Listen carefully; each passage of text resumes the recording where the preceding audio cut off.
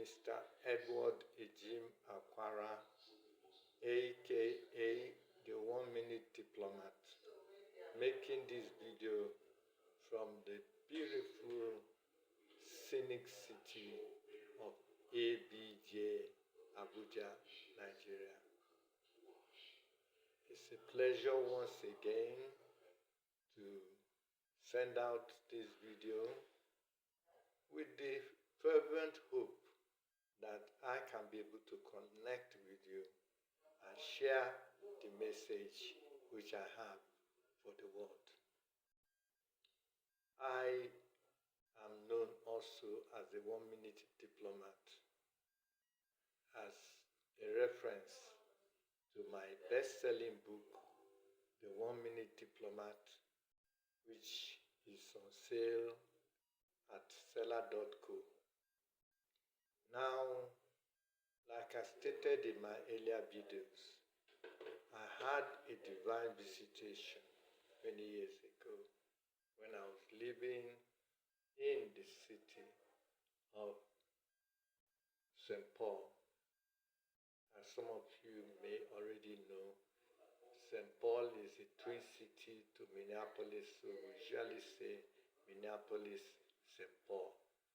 It has a symbiotic relationship. The two cities have a symbiotic relationship similar to what Jos in the Plateau has with Bukuru.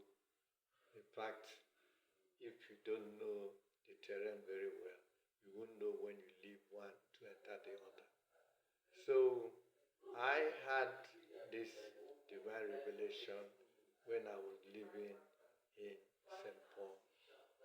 As I stated earlier, and as some of you already know, I was a Nigerian diplomat. I was privileged to serve in the Nigerian Consulate General in Lexington Avenue, New York City, as Vice Consul and later Consul. And then after some time in Cotonou, Republic of Benin, I decided to call it quits, and I went back to the United States of America. The Americans were kind enough to give me a 4-year multiple entry visa to the United States. And I wanted to open a new chapter, and this time studying law. I started from my LSAT and passed. The University of Nebraska at Lincoln was kind enough to give me admission to study law. But while I was getting myself set for this new phase of my life, I had a dream where a divine visitor told me that I should go back to Nigeria, where I would be able to fulfill my destiny in grand style. So this dream was so lucid, so convincing, that I just followed up on that divine prompting and I returned back to Nigeria. Well, a lot of things happened which I don't want to go into here. I detail it in my book, The 1 Minute Diplomat, where I talk about my experiences in the Nigerian Foreign Service and subsequently my experiences with the powers that be, Interpol, intelligence and security services. They are my friends, but somehow or the other, according to them, they had to do their job. So I was able to enter a kind of understanding with them, and I returned back to Nigeria, even though I had to go through a route which they didn't know. Anyway, I came back to Nigeria, and I wanted to do what would really interest me, because much of my life I've been working for government, and this time around I was going to work for myself. So in my research, I wanted to know where best I could be able to help Nigeria do my own little bit to advance the so-called Nigerian project. And in my research, I discovered that one of the biggest problems we face in this part of the world is poverty. Poverty is the number one problem we have in this part of the world. Nigeria is humongously rich, but the people are wretchedly and despicably poor. And why is that so? Simply miseducation or illiteracy in some cases.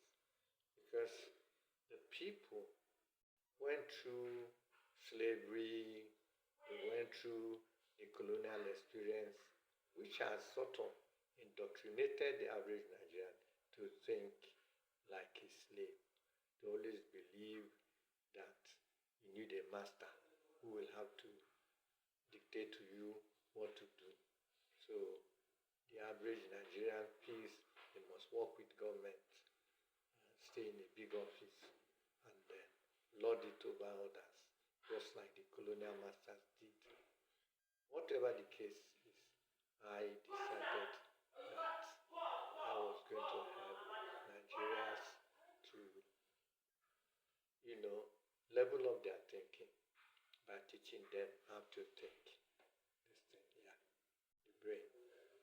Because I, in my travels, discovered that the big difference between one person and the other is the way they think.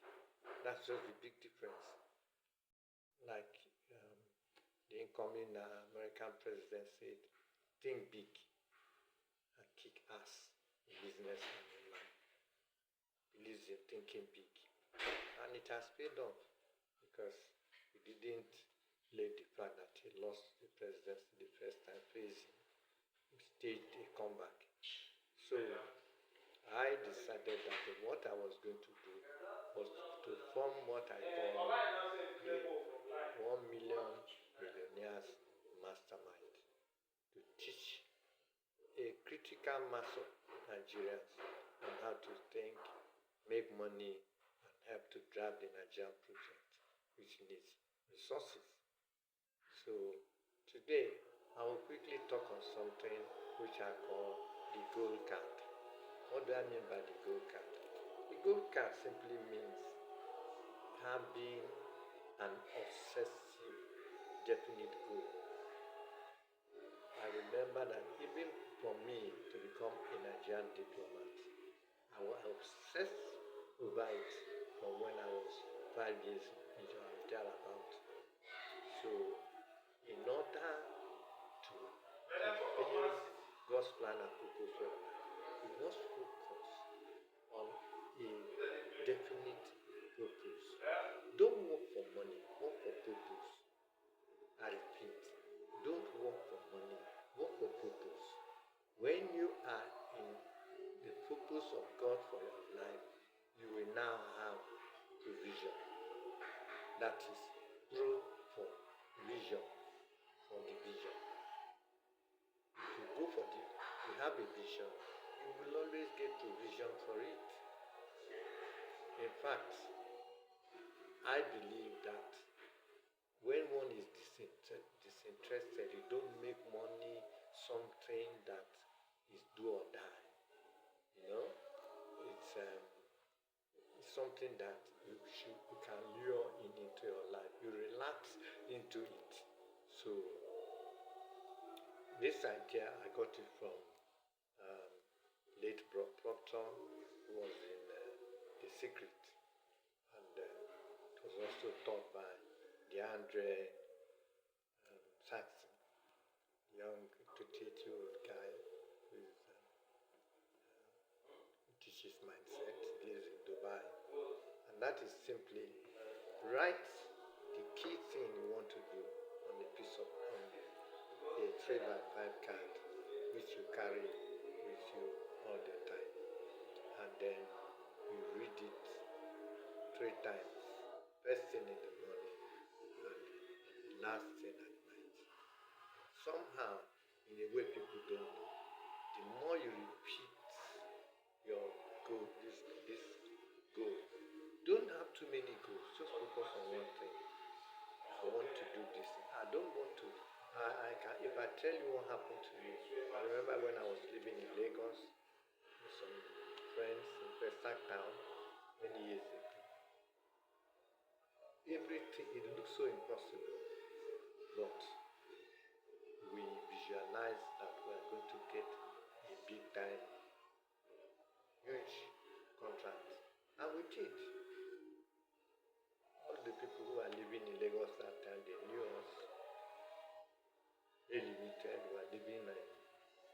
every road,